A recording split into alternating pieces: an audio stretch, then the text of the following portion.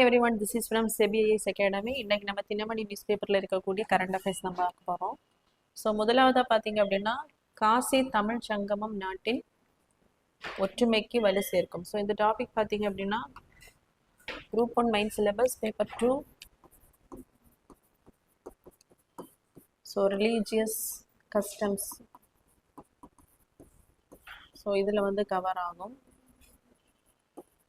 So Uttar Pradesh மாநிலத்தில் இருக்கக்கூடிய காசி வாரணாசியில தான் இந்த காசி சங்கமமான தமிழ் சங்கமானது நடைபெறுகிறது. ஸோ யாருடைய தலைமையில் அப்படின்னு பார்த்தோம்னா, மத்திய கல்வி அமைச்சகம் சார்பில் சென்னை ஐஐடி, பனாரஸ் ஹிந்து பல்கலைக்கழகம், உத்தரப்பிரதேச அரசு இவர்கள் இணைந்து தான் இந்த காசி தமிழ் சங்கமத்தை வந்து நடத்திட்டு இருக்காங்க. ஸோ எந்த ஆண்டு முதல் இந்த சங்கமம் வந்து நடைபெற்று இருக்கு அப்படின்னு பார்த்தோம்னா 2022ஆம் ஆண்டுலேருந்து. ஸோ இப்போ பார்த்தீங்கன்னா இது 4வது ஆண்டு.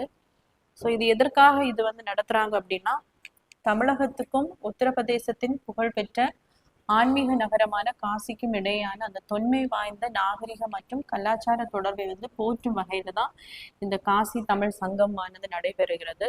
ஸோ இதனுடைய மைய கருத்தை பார்த்தீங்க அப்படின்னா, இந்த ஆண்டினுடைய அந்த காசி தமிழ் சங்கமத்தினுடைய மைய கருத்து தமிழ் கற்கலாம்.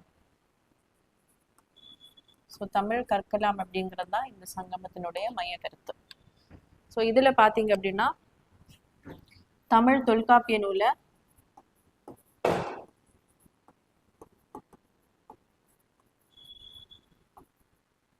10 மொழிகள்ல வந்து வெளியிட்டிருக்காங்க இந்த சங்கமத்துல.